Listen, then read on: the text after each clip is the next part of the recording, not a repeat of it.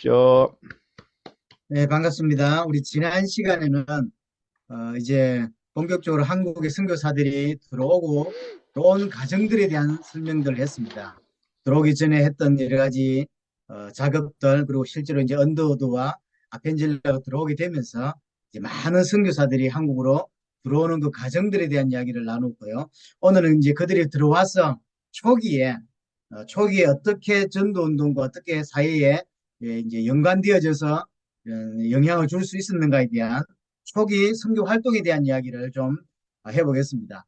아시아도 그렇고 아프리카 대륙도 그렇고 선교사들이 들어가서 직접적으로 전도 운동을 하기가 굉장히 어려운 부분이 많이 있습니다. 그래서 뭘 가장 많이 하냐면 주로 이제 이걸 뭐 문화 선교다 이런 표현을 많이 쓰는데요. 의료나 학교 같은 걸 세워서 이제 선교 어떤 통로로 삼는 그런 것들을 많이 합니다. 한국 또한 이제 똑같았습니다. 선교사들이 들어와서 학교를 설립하고 또 병원을 설립하는 것을 통하여 이게 중요한 선교 방향을 사실 잡게 되어졌고요. 뭐 결론적으로 이야기하자면 학교와 병원은 사실 한국 사회에 큰 변화를 가져다 주게 사실은 됩니다.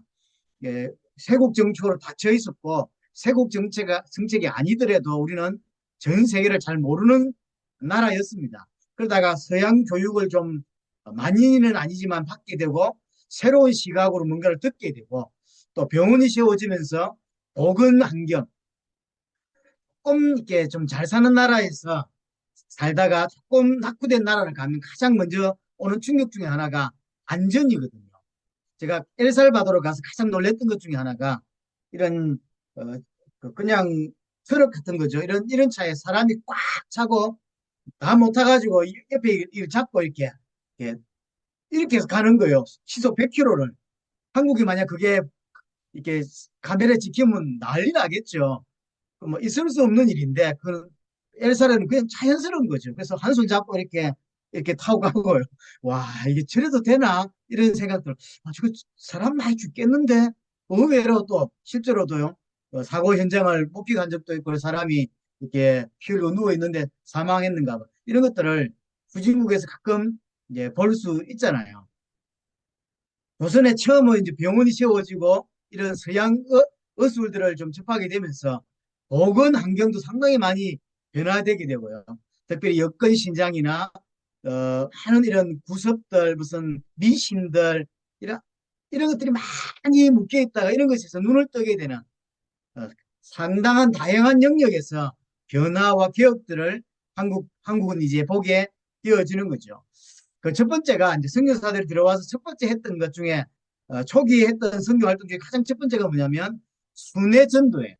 이걸 이제 어떤 표현으로는 지역 답사 또는 순회 전도 이렇게 표현을 합니다. 가장 일반적인 거죠. 다행스럽게 한국에 약간의 한국어로 된 성경이 번역되어 있는 것들이 좀 있고 또 그런 것들을 좀 잘 활용해서 문서를 보급하는 방식을 통해서 집회를 열고 전도를 하는 이런 형태입니다. 그래서 항상 이 선교사들과 매서인이라고 하죠. 문서를 이제 나눠주고 설명을 해줄 수 있는 이런 매서인과 함께 짝이 되어져서 이제 개인 전도도 하고 문서를 나눠주면서 개인 전도도 되고 혹시 이제 신자의 모임들이 형성이 되면 여기에 이제 집회를 하는 형식이 되는 거죠. 이걸 가장 잘했다고 알려져 있는 분이 중국의 허드슨 테일러입니다. 중국의 허드슨 테일러가 실제로 중국 전역을 다니면서 문서를 보급하고 문서를 보급해서 좀 이 말을 알아듣고 관심 있는 사람들을 모으고 모아진 사람 중에서 믿겠다고 한 사람들 따로 모아서 이제 모여지면 집회를 열고 그 집회 결과에 따라서 교회를 세우는 이런 것들을 허드슨 테일러가 아주 잘했다고 알려져 있거든요. 그것이 그대로 한국에도 똑같습니다. 문서를 보급하고 보급할 때 한국 사람이 항상 동행을 하죠. 매서인, 근서인 이런 표현을 쓰는데요. 이 사람들이 설명을 해주고 관심이 있으면 통역을 해주면서 또 복음도 전하고 신자가 결성이 되고 이렇게. 그래서 한국의 내한한 선교사들이 가장 많이 활용한 어떤 초기의 어떤 선교 활동이 이 부분입니다. 그래서 또 문서를 주면서 그 지역에 필요한 의약품들 한국은 그런 게 별로 없으니까요. 그냥 의약품들, 기독교 문서 이런 것들을 배포하고요. 전도의 기회를 삼는 거죠. 아까 말했듯이 이제 믿는 사람이 생기면 집회를 열고 교회를 세우는 1885년에 엔드우드 선교사가 들어와서 1887년 2년이 지난 이후에 이제 본격적으로 한국 선교에서 가장 먼저 언더우드가 이 일을 행하기 시작하죠. 그래서 서울을 비롯해서 개성이나 항해도, 평양, 의주 이런 데를 순회를 합니다. 지금은 예를 들어서 평양을 좀 갔다 와야 되겠다 생각이 든다면 그냥 2박 3일 가져올 수 있겠죠. 차 가지고. 근데 그 당시를 생각해 보세요. 짐 싣고 메스인 데리고 평양을 가고 항해도를 가고 하면 갔다 오면 몇 개월이에요. 두 번만 갔다 오면 1년 간다고. 이렇게 어떤 이런 언더우드 선교사가 이렇게 진행되면서 아펜젤러도 그렇고 한국에 들어오는 대부분의 선교사들은 이 과정을 다 밟아요. 그래서 단순히 교회 하나 세워놓고 이렇게 하지 않고 전국을 다니면서 답사도, 왜 답사라는 표현을 쓰냐면 아직 한국을 잘 모르잖아요. 그러니까 지역을 가보고 그들과 부딪혀보고 그러면서 문서를 전달하고 의약품을 전달하면서 복음을 전하고, 그래서 관심 있는 사람들만 따로 모으고 모은 사람 중에 믿는 사람이 생기면 교회를 세우고 집회를 하고 이런 형태로 진행을 하게 됩니다. 기록을 찾아보니까 초창기 한국에서 이루어졌던 이런 전도나 교회 설립의 70%가 이런 내한한 선교사들의 순회 전도의 결과라고 하더라고요. 상당한 거죠.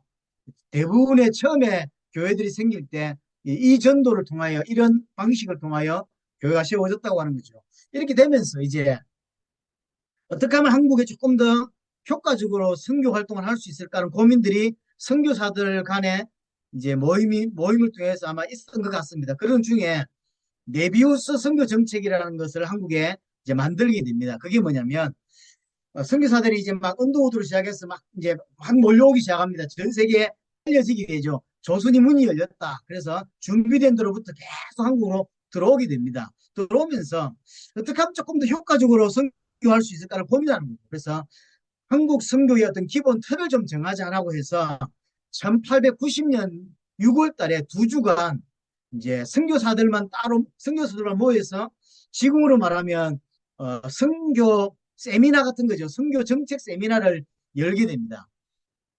여기 이제 강사로 온 사람이 네비우스라고 하는 선교사고, 이 네비우스 선교사가 중국에서 30년 정도 선교 활동을 했던 사람이에요. 나름 이제 선배인 거죠. 나름 이렇게 선교 활동을 오래 했던 경험자이기 때문에 한국으로 초청을 해서 이분이 강의를 하게 되고 2주 동안 했어요. 많은 이야기를 했겠죠. 그 중에 핵심 포인트가 세 가지예요. 첫 번째가 자립전도라는 거죠. 그러니까 한국에 교인이 생겼을 때 선교사들을 의존하고 선교사들의 도움을 받는 교회로 살지 않게 해야 된다라고 하는 게 키포인트예요. 그래서 배워서, 그러니까 단순히 선교사 따라다니는 성도 되면 안 된다는 거죠. 스스로 성경을 배우고 스스로 성경을 읽고, 그래서 이제 몇 년 후에 새로운 신자들이 일어났을 때 선교사가 계속 도와야 되는 게 아니라 한국 사람이 한국 성도를 돕는 역할을 해야 된다. 그것이 사는 방법이다라고 하는 핵심이에요. 아주 좋은 거죠. 그래서 한국 교회가 아주 자전될 수 있도록 스스로 배우고 스스로 가르치는 역할을 할 수 있도록. 두 번째가 자립입니다. 언제까지? 처음에는 선교사가 경제를 지원해 줄 수 있고 여러 가지를 지원해 줄 수 있지만 어느 시간이 되면 자립이 할 수 있어야 된다는 거죠. 그래서 목회자가 세워지고 또는 어떤 지도자가 세워졌을 때 그들에게 사례를 선교사가 지원하는 게 아니라, 처음에는 미국 선교사, 미국이나 중국이나 아니 호주나 캐나다나 이런 데서 파송을 받아왔기 때문에 초창기에는 아마 그들이 이제 이렇게 지원을 하겠죠. 하지만 어느 시간이 되면 계속 그러면 안 된다는 거죠.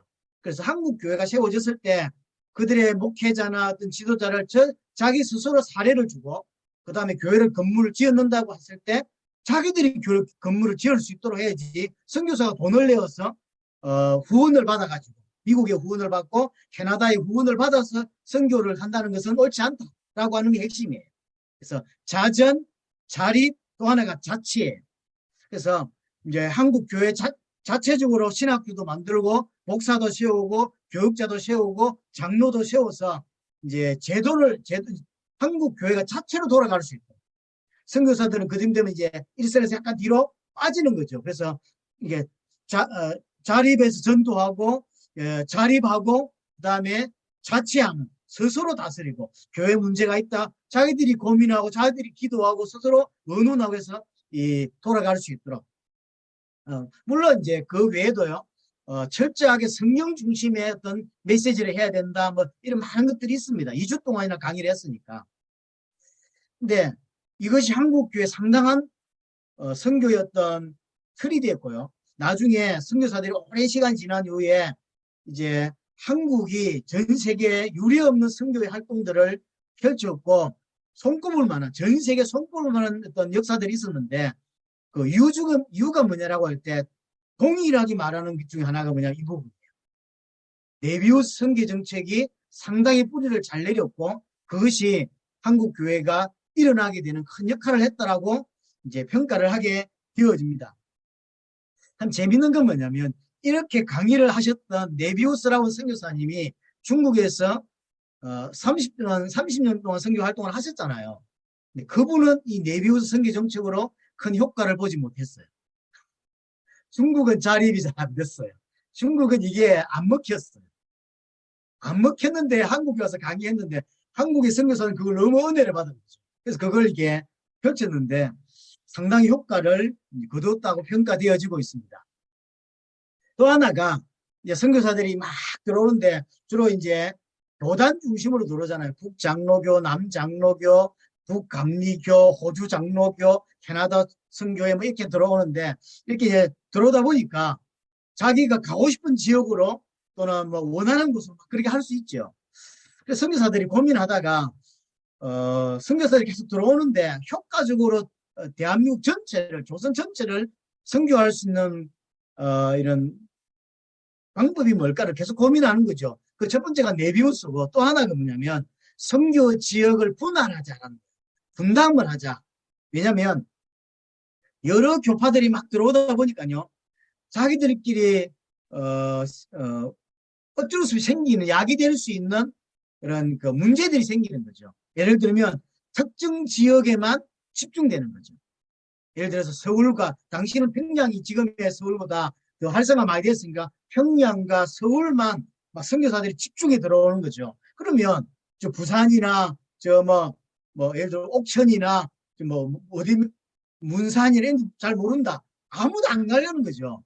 그러면 또 뭐 안 가는 건 괜찮은데 서울이나 평양이나 부산이나 집중되면 계속 모이니까 괜히 이제 뭐가 되냐면 선교사들끼리 알력도 생기고 이제 갈등이 생기는 거죠. 그래서 나중에 왜 한국 교회가 이제 자립하고 나서 같은 교단 안에 500m 안에 교회 세울 수 없다 이런 게 목사의 어떤 양심이 그게 맞는가 이런 생각이 들긴 하거든요. 저희 건물에도 제가 4층에 있고 3층에 교회가 따로 또 있거든요. 저도 다니면서 애매하긴 합니다만 그런 데가 많잖아요. 왜냐면 이제 이 신도시들은 주로 그런 데가 많으니까 그런 것들을 좀 미연에 방지하자라고 하는 거죠. 그래서 선교사 간에 또는 선교회 간에 남장로교회, 북장로교회 이 사람들이 원하지 않지만 갈등이 생기는 일이 벌어지는 거죠. 그런 것들을 없애고 그래서 좀 효과적으로 모든 지역의 선교사들이 가서 활동할 수 있도록 경제적으로나 시간을 낭비하는 걸 막자라고 하는 취지입니다. 선교 지역 분할이라고 하는데요. 그래서 불필요한 경쟁도 막고요. 예, 이 재정도 좀 이렇게 효과적으로 쓰기 위해서. 예를 들면 이런 거죠. 평양이나 서울 이런 데는 도시가 크거든요. 이런 데는 모든 선교에 들어온 걸 상관없다. 거기 기준을 보면 인구 5천 이상이면 공동으로 들어올 수 있다라는 거예요. 그 이하면 먼저 들어오는 선교회가 우선권을 갖는다라는 걸 이제 해요. 그래서 평양, 서울, 그 다음에 지금의 우리나라의 그 경상, 대구를 중심으로 경상북도는 북장로교회가 맡아요. 북장로교회가. 그 다음에 호주장로교회가 부산을 중심으로 한 경상남도. 그 다음에 남장로교회가 제주도와 전라남북도. 그 다음에 북감리교회가 서울, 인천, 그다음에 충청도 일부, 물론 이제 강원도까지도 원주까지도 했습니다. 뭐 이런 식의. 그다음에 캐나다 장로교회는 저 한경 남북부 이런 식으로 이렇게 이제 지역을 분할하는 거죠. 근데 이게 나중에는 흐지부지 됐지만 초창기에는 이렇게 좀 많이 분할해서 담당을 해서 들어왔거든요. 그 영향이 제법 있습니다. 그 영향이. 그래서 제가 부산 경남 쪽에 살았고 오랫동안 살았고 그 영향을 받았는데 부산 경남의 영향을 받은 이런 교회라든가 이런 사람들이 호주 장로교회 이 영향 아주 보수적인 이런 영향이 아주 깊습니다. 그래서 고신교단이 굉장히 많고요. 제가 서울 쪽으로 올라와 보니까 고신교단 찾기가 굉장히 어려워요. 그걸 좀 하기 위해서 천안에다가 고신대학교를 세우고만 했거든요. 지금도 그 영향이 사실은 있습니다. 감리교가 가장 영향을 많이 끼친 지역을 굳이 따지자면 어딜까요? 인천이에요. 서울과 인천이에요.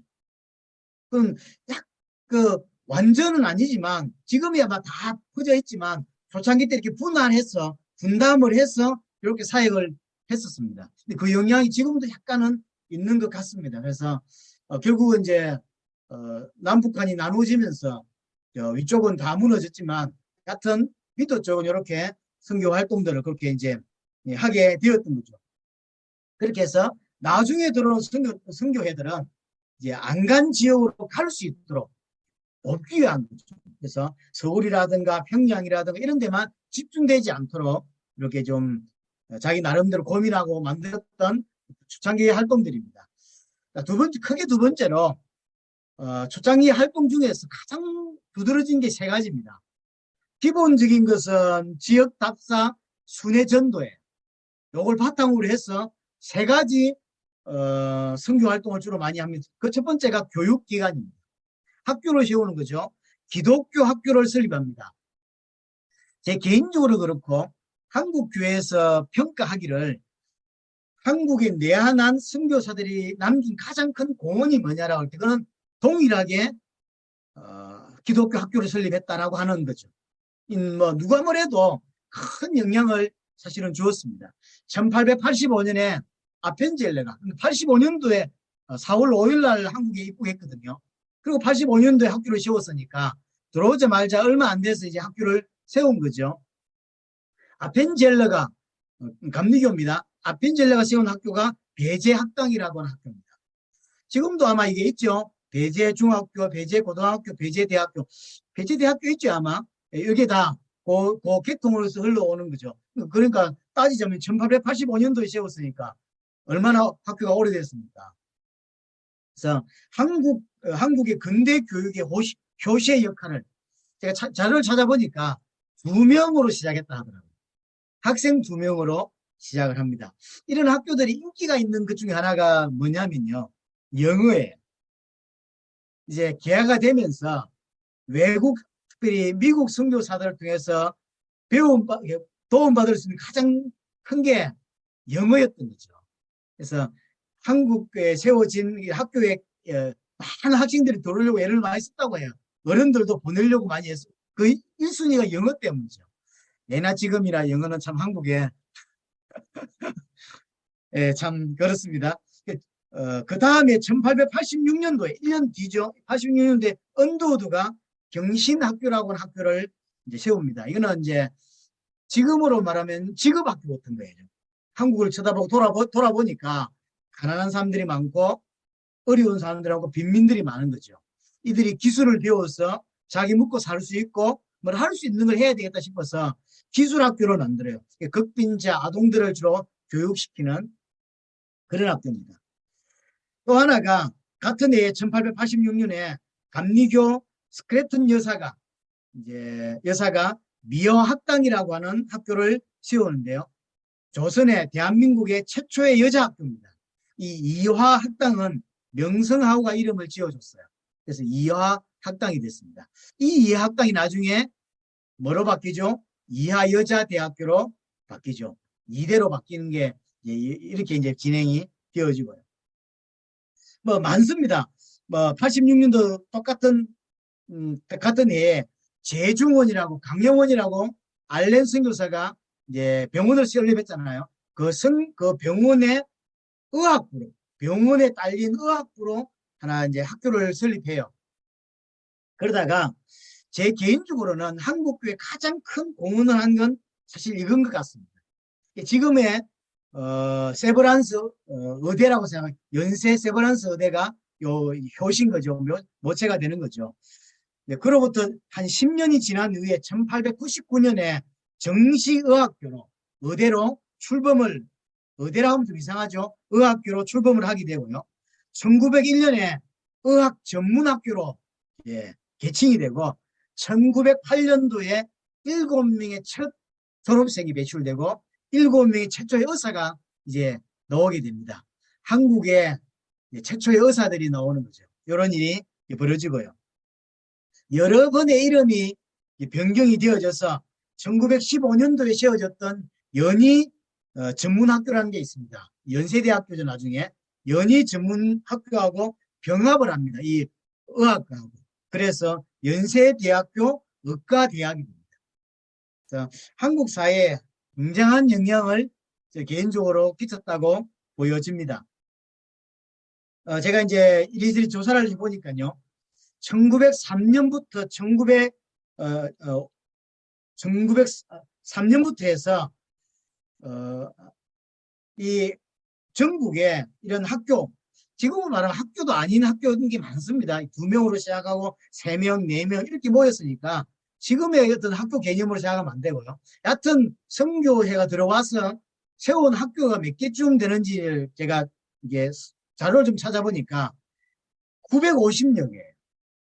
전국에 950여 개가 깔렸어요. 그중에 장로교 계통에서 세운 학교가 600개고 감리교 계통에서 세운 학교가 200개고 나머지 이제 성공회다 이런 단체에서 세운 학교들이 나머지가 되는 거죠. 그건 1000개가 넘는 학교들이, 물론 이제 우리가 생각하는 개념으로 생각하시면 안 되고요. 그냥 이게 방 하나 해가지고, 그죠? 그냥 이렇게 거실 같은 데 하나 해가지고 이렇게 배우고 뭐 그런 거죠. 여하튼 기독교 학교가 초창기에 1900년 초에 벌써 그 1000개 가까운 학교들이 세워져서 어떤 교육을 받는 일들이 일어났다고 하는 거죠. 그래서 이제 학자들이 한국 교회사 또는 한국의 선교 활동에 대한 평가로서 기독교 학교가 한국에 끼친 어떤 중요한 역할 때는 어떤 변화를 가져왔는가라고 할 때 크게 한 3가지를 뽑습니다. 첫 번째는 지금까지의 조선의 교육은 일부 계층, 지도층이나 남자들이나 이런 일부 계층에만 교육이 됐어요. 근데 이제 기독교 선교회가 들어와서 학교를 만들면서 모든 계층이 교육을 받을 수 있는 시작이 되어집니다. 그래서 요즘 말하면 공교육의 시작이 되었다라고 평가를 합니다. 두 번째는 지금까지는 남자들만 교육을 받았죠. 거의 대부분이. 근데 이제 여자들도 교육을 받게 되어지고 여자들이 뭔가를 배우고 이름을 쓸 줄 알고 여러 가지를 하게 되는 일이 벌어지는 거죠. 그러니까 여권 신장도 일어나고 많은 이렇게 변화들이 일어나는 것이고요. 그러면서 교육의 다양성까지 일어나게 됩니다. 지금에서 한국에서 받을 수 있는 교육이라고 해봤자 뻔한 거 아닙니까? 뭐 주로 이제 뭐 중국에서 들어온 여러 가지 이런 거 가지고 하늘점 따지 뭐 이 정도 가지고 몇 가지 하는데 그뿐만 아니라 의학 교육을 비롯해서 많은 다른 교육들을, 다양한 교육들을 배우는, 교육을 배우니까 새로운 눈도 열리고 이렇게 하는 거죠. 한국 사회에 교육을 떠나서 상당한 영향을 끼쳤다고 사실은 보여집니다. 두 번째가 의료입니다. 병원 설립인 거죠. 알렌이 제중원을, 강혜원이라고 하죠. 제중원을 1885년도에 세우지 않습니까? 최초의 한국의 근대식 병원입니다. 병원을 떠나서 이 제중원은요, 초창기에 장로교에서 세운 거지만 장로교, 감리교 이런 관계없이 한국 선교 사업의 전초 기지 역할을 합니다.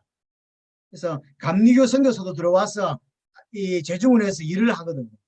그게 이제 그래야 한국 정부에서 볼 때 선교사로 왔구나라는 걸 알고 있지만 그래도 그들이 갖고 있는 공식적인 명함은 선교사가 아닌 거예요. 의사고, 처음에는 의사들이 많이 들어왔거든요. 의사들이고, 그다음 교육가로. 그래서 목사들도 교육 어떤 이런, 뭐라죠? 자격증 것들을 가지고 들어오기도 하고, 그래서 가르치는 역할들을 많이 하잖아요. 그런 걸로 들어오거든. 그런 모든 전초 기지가 사실은 재중원이 되어줬습니다. 그래서 언더우드도 여기서 이렇게 물리도 가르치고 화학을 가르치다가 피 보고 기절해가지고 그다음부터 이제 안 하게 됐잖아요. 언더우드가 이제 그렇게 했고요. 펜젤로도 여기서 일했고 스클랩톤도 여기서 일을 했습니다. 그러면서 이제 전문적으로 해론이라든가 이런 선교사들, 의사들이 이제 제대로 된 선교사들이 들어오면서 다른 방향으로 찾게 되었지만, 하여튼 한국 선교 초창기 때 한국 선교 사업의 아주 전초 기지 역할을 톡톡히 했던 내가 재종원입니다. 한 10년 가까운 세월이 지나면서요, 한국의 최초의 근대식 병원이잖아요. 사람들이 몰려들기 시작하는 거예요. 의사는 부족하고 사람들은 몰려들고, 그리고 재중원은 작게 지었기 때문에 사람들이 눕혀놓을 데가 별로 없는 거죠.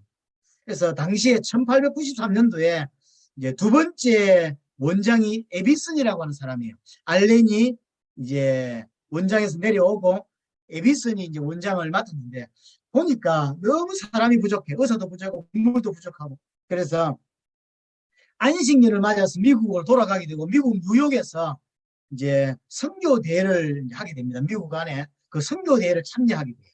가서 조선에 대한 사항을 이야기합니다. 이런 상황이고 제주원이라는 곳이 있는데 확장이 필요하다. 여러분들이 기도를 해주시고 후원을 해달라, 협조를 해달라고 하는 강구를 아마 선교 보고 같은 걸 했던 것 같습니다. 그래서 그게 세브란스라고 하는 사업가가 그 선교 대회를 참여했다가 1만 5천 불, 15,000불을 그 자리에서 헌금을 하게 돼요.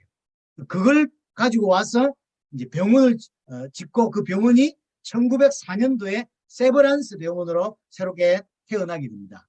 예, 세브란스라고 하는 그 이름을 딴 거죠. 생각을 해봤는데, 한번 생각을 해보시죠. 1893년도니까 지금으로부터 딱 130년 전이네요. 130년에 15,000불을 기부한 거죠. 헌금한 거죠. 지금 15,000불도 거의 1,800만 원 될까요? 그죠? 한 2천만 원 좀 안 돼요. 요즘 하도 제가 지금 해외 나간 것 때문에 매일 환율을 보고 있습니다.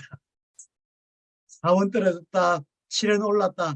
민감합니다. 왜냐하면 돈을 보내야 되기 때문에 290만 원에서 340만 원이 되고 왔다 갔다 하고 있기 때문에 이번에 아들을 데려가서 돈이 더 커졌기 때문에 이게 아주 민감합니다. 옛날에는 그냥 막 보냈는데 아주 민감하고 그러고 있습니다. 여하튼 그럼 얼마쯤 될까요? 지금으로부터 130년 전에 15,000불을 헌금했어요.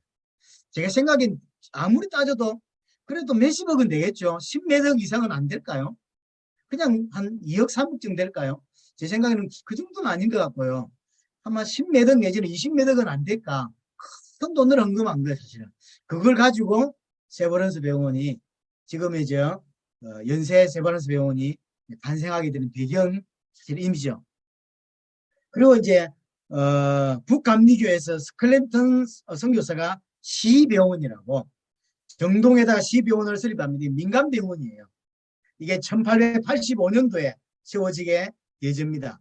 고종이 이름을 지어줘서 시병원이라고. 이제 빈민 지역에서 빈민들을, 아주 낙후된 사람들, 교육받지 못하고 돈 없는 사람들 대상으로 주로 사역을 많이 했고요. 제가 서울을 잘 모르는데 처음에는 정동 쪽에서 시작했다가 구리계, 서울에 구리계라고 있다면서요. 구리계로 옮겨서 나중에 남대문 쪽에 상동병원이 요 병원이 시병원 발전이 되어지고요. 그 다음에 하워드라고 하는 선교사가 오구여, 감리교 쪽입니다. 오구여관이라고 하는 병원을 설립합니다. 이 명성하우가 지어준 이름이에요. 이 이름도. 여성 전용 병원입니다. 남자들과 여자들을 막 한 방에서 치료하다 보니까 어려움이 많아서 여자들과 어린아이만 따로 좀 할 수 있는 병원을 지어야 되겠다 싶어서 이렇게 이제 추진하는 중에 명성하우가 의도가 너무 좋다고 해서 이름을 하사한 거죠. 그래서 오구여관. 지금 들으면 이름이 별론데 그 당시는 그게 좋았는가 봐. 했던 보부여관이라고 소외 계층들, 여자들 또는 어린아이들을 이렇게 혜택을 볼 수 있도록 지었던 병원이고요. 이 보부여관이 나중에 이화여대 의과대학 부속병원으로 이제 가게 됩니다. 그래서 이게 이화여대 의대의 어떤 전신이 되는 데가 이 보부여관입니다. 사실. 이름 아시지만 세브란스는 처음에는 언더우드가 아니 그 장로교를 중심으로 해서 이제 이렇게 시작되지만 나중에는 감리교와 장로교와 연합해서 이 병원을 운영합니다. 참 독특하죠. 선교회가 들어와서 이게 다 따로따로 노는데 같이 했어요.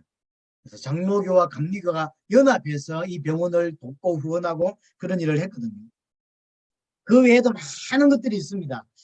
1884년에 알렌이 한국으로 들어온 이후에 제가 1938년까지 통계를 보니까 의료 선교사, 의사들만 328명이 한국에 공식적으로 들어왔더라고요. 비공식은 더 많겠죠. 우리도 비공식으로 왔다 갔다 하는 게 많잖아요. 그러니까 공식적으로 파송받아가지고 선교회에서 북장로교회, 남장로교회, 북감리교 이런 데서 공식적으로 파송받아서 한국에 들어온 선교사만 328명, 1938년까지.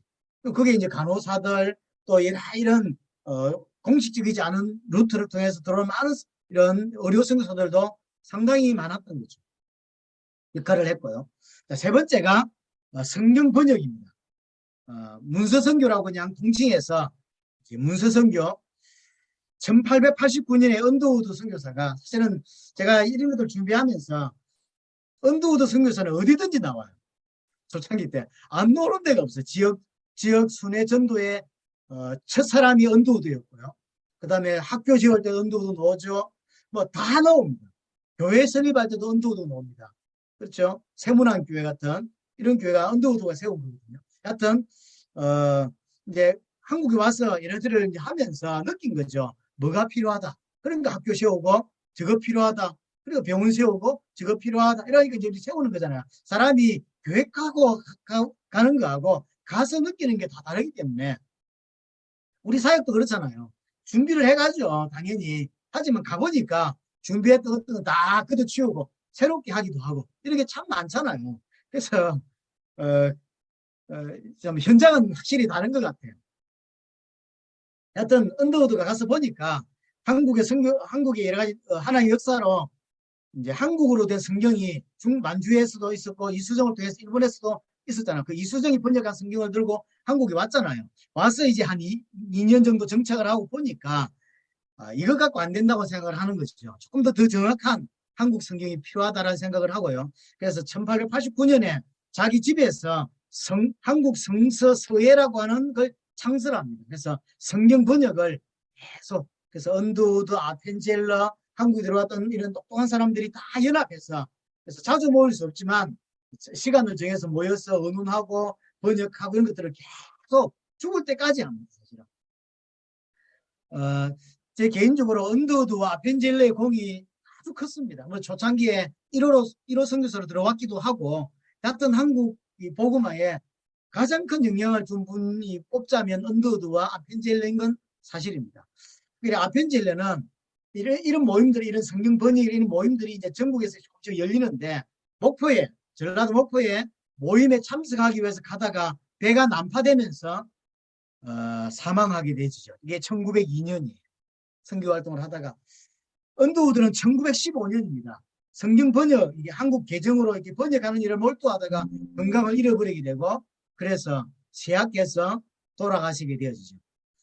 아쉽게도 그래도 꽤 1886년도에 들어와서 1915년도에 돌아가셨으니까 그런 대로 그래도 몇십 년 사역을 하신 거죠. 하여튼 좀 다행히 그의 아들과 그의 손자들이 한국에서 계속 선교 활동을 했던 가문이 되어졌습니다. 처음에 한국은 만주라든가 일본에서 번역된 성경을 하는 방식으로 이렇게 번역을 했다가 이제 아예 공식적으로 이제 제대로 된 성경 번역이 필요하다라고 이제 생각을 하게 되고요. 그래서 기본적으로 모여서 성경 번역을 하고 그걸 이제 시험역본이라고 이름을 붙입니다. 시험역본. 이걸 3년 정도 사용을 해요. 선교사들과 성도들이 함께 시험적으로 사용해 보고 거기에서 개정을 하고 이제 공인역본을 만들게 되는 거죠. 우리가 볼 때는 그냥 자기들끼리 모여가지고 뚝딱뚝딱 만들고 뭐 이렇게 해서 이제 공식적으로 썼다고 생각되지만 그렇지 않습니다. 만드는 과정도 어려웠고 그 다음에 수정하고 수정하고 지금 왜 복각의 중심으로 지금까지 우리가 그 당시 복사했던 책들을 만들고 있잖아요. 우리 같은 사람은 그냥 받아보고 읽기만 하지 갖다 놓고 잘 읽지도 않고 그런 사람 많잖아요. 근데 이제 그게 어려워요. 이거 모아야 되고 또 글도 이렇게 다시 바꿔야 되고 단어도 바꿔야 되고 오타난 것도 찾아야 되고 그런 게 많잖아요. 희한하게 저도 이렇게 성경을 이제 설교하기 위해서 뭐 이렇게 문서를 작성하면 컴퓨터에서는 안 보여요. 언제 보이냐면 강단에 가보면 보이는 게 많거든요. 그래서 반드시 제가 했던 것들을 뽑습니다. 프린트로 뽑아서 집에서 읽어봅니다. 그때 이렇게 바꿔야 될 단어나 오타가 많이 발견되거든요. 번역이 그리 어려운 거예요. 이 단어가 가장 적절할까 이런 것들을 많이 고민하잖아요. 그렇게 해서 시험을 3년을 사용해요.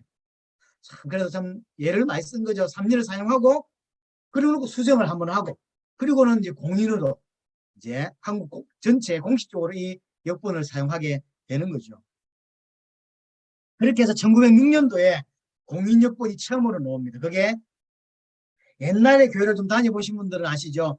신약전서라 그래서 전서 이렇게 정확한 발음을 하자면 신약전서 이래가지고 이렇게 시커먼 책 있잖아요. 그게 이제 공인역본이죠. 그 이후에도 계속 번역이 되었습니다. 그 한 번으로 끝나지 않습니다. 계속 업그레이드 수정이 정말로 많이 되었어요. 여하튼 그렇게 진행이 되어졌고요. 1910년도에 구약 전체가 번역이 되어집니다. 또 하나가 이제 찬송가입니다. 이 찬송가도 언더우드가 편집을 합니다. 한국에 뭐가 필요할까라 이제 찬송이 필요하다 생각이 든 거죠. 그래서 외국에 있던 찬송가 자료들을 들고 들어와서 찬송가를 발행을 해 1893년도에. 그리고 1908년도에 장로교와 감리교와 연합해서 찬송가를 발행을 하게 됩니다. 원래 언더우드 했던 건 찬양가라는 제목이었어요. 찬양가. 그러다가 이제 앞으로 한국 교회가 계속 발전해야 되니까 같이 쓸 수 있는 게 필요하겠다고 생각했던 것 같아요. 이건 참 잘한 것 같아요. 그래서 한국 교회 안에 교파들이 다양하지만 성경을 같이 보고 지금도 한국 교회는 같은 성경을 거의 보잖아요. 독특하게 자기들끼리 보는 성경도 있긴 하지만 그래도 개혁 개정을 같이 보고 찬송가가 같다는 건 참 좋은 것 같아요. 미국 같은 데를 가보면 사실은 교회들마다 보는 성경이 달라요. NIV를 보는 데도 있고 이것도 보고 저것 다 다른 거예요. 그게 처음에는 좀 이상했는데 한국은 그래도 이게 참 저는 좋은 것 같아요. 찬송가를 부를 수 있다고 하는 게 저는 좋은 것 같아요. 다른 교회를 한번 갔는데 찬송가가 다르면 꽤 좀 이상할 것 같아요. 하여튼 이런 찬송가를 같이 발행해가지고 같이 하고 그런 역할들을 하게 됩니다. 자, 마지막으로 시간이 없는데 이렇게 해서 이제 한국 교회가 이제 설립하는 과정들이 이루어지게 됩니다. 한국 선교의 이게 독특한 특징 몇 가지가 있는데 그게 뭐냐면 선교사가 입국하기 전에 만주와 일본에서 세례받은 사람이 있다. 아주 독특하고요. 만주에서는 이영찬 같은 사람이 일본에서는 이수정 같은 사람이 세례를 받았죠. 또 한국의 선교사가 입국하기 전에 한국어 성경이 번역되어 있었다고 하는 거. 로스 역이나 이런 것들 참 독특한 거예요. 세계 선교 역사에 없는 일입니다. 그 다음에 한국 선교사 상관없이 사생적 교회가 일어났다고 하는 거예요.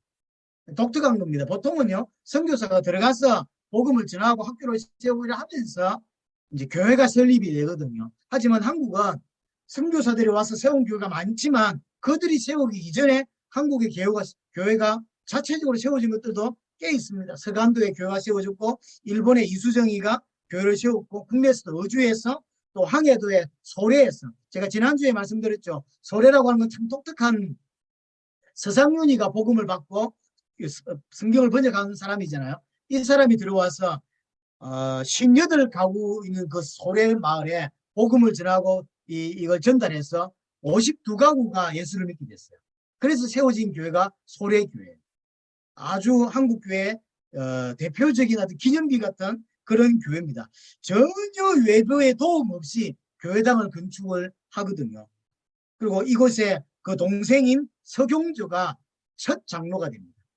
뭐 이는 다음 주에 좀 이야기를 할 수 있을지 모르겠는데 하여튼 이런 일들이 일어났죠.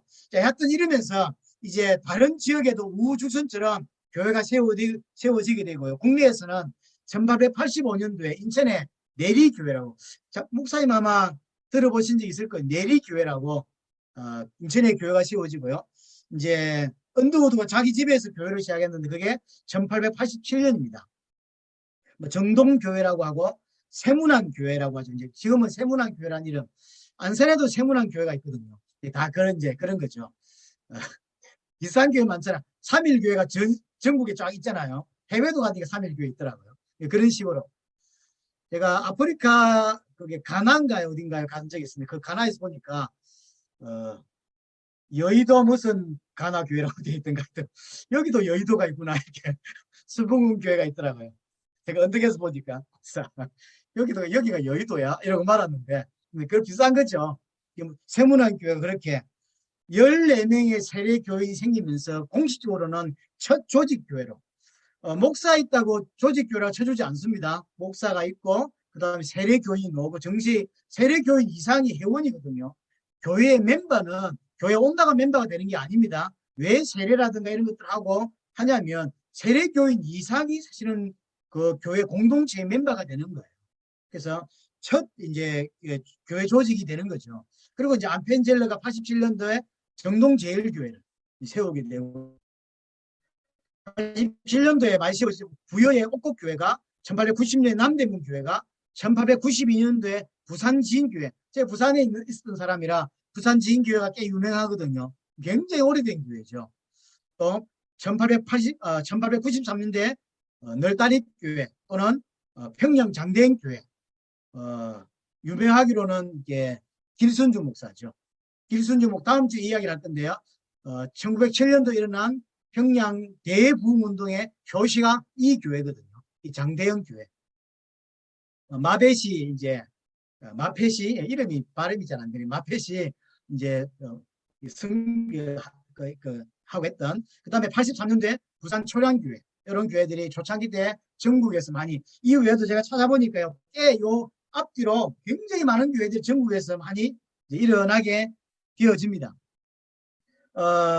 처음에 선교사가 입국하고 한 10년 정도는 굉장히 힘든 세월을 보냈다고 해요. 교회도 짓고 병원도 짓고 학교도 세우고 해서 많은 어려움들이 있었는데 생각보다는 교회 숫자가 이렇게 성도 숫자가 많이 늘지 않았어요. 10년 지나고요. 기하급수적으로 쫙 늘어나게 되어집니다.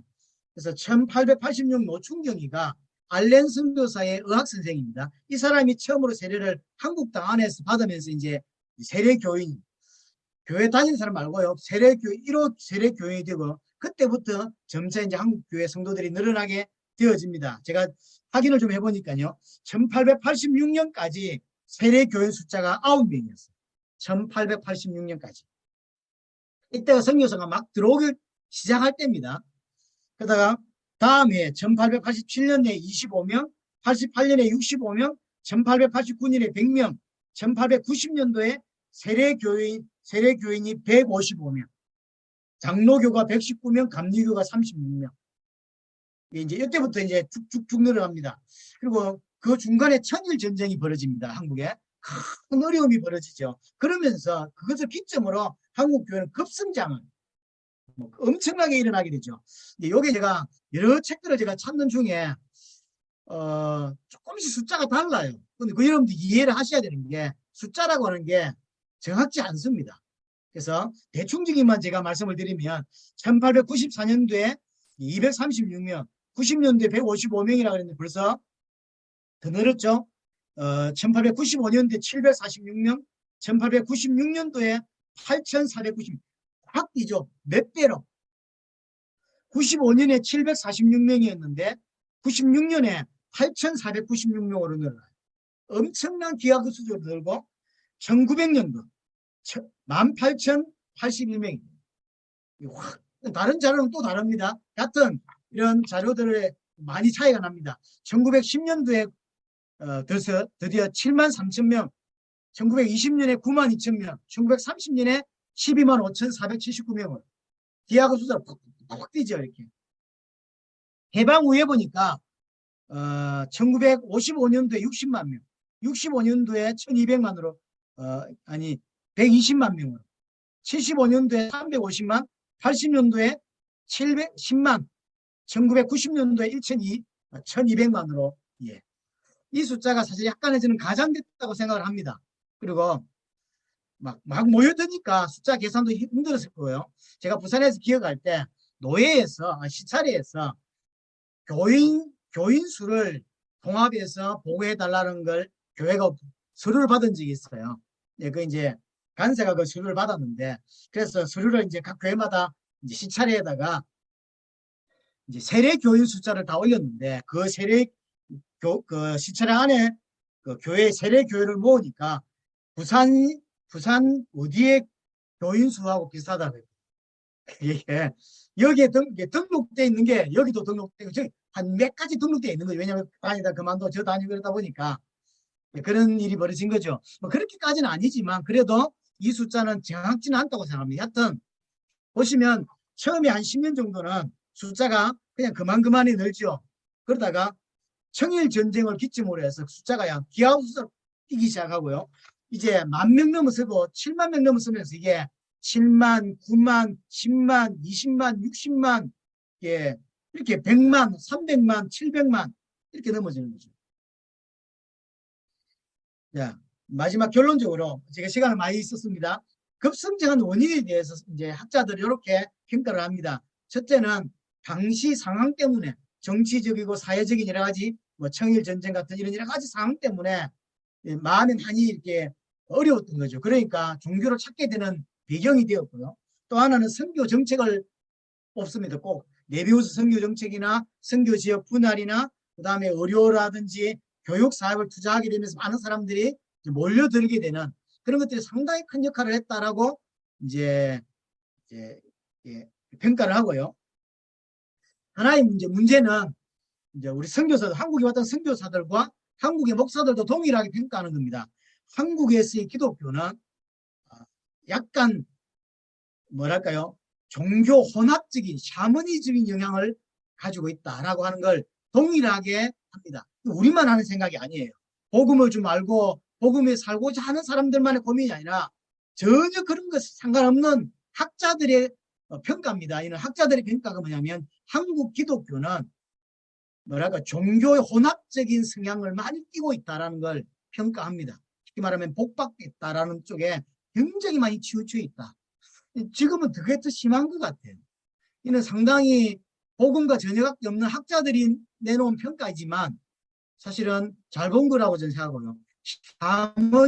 샤머니즘적인 이런 모습들이나 좀 복을 받는다든지 뭐 이런 것에 상당히 치우쳤던 모습들 사실 많이 있습니다.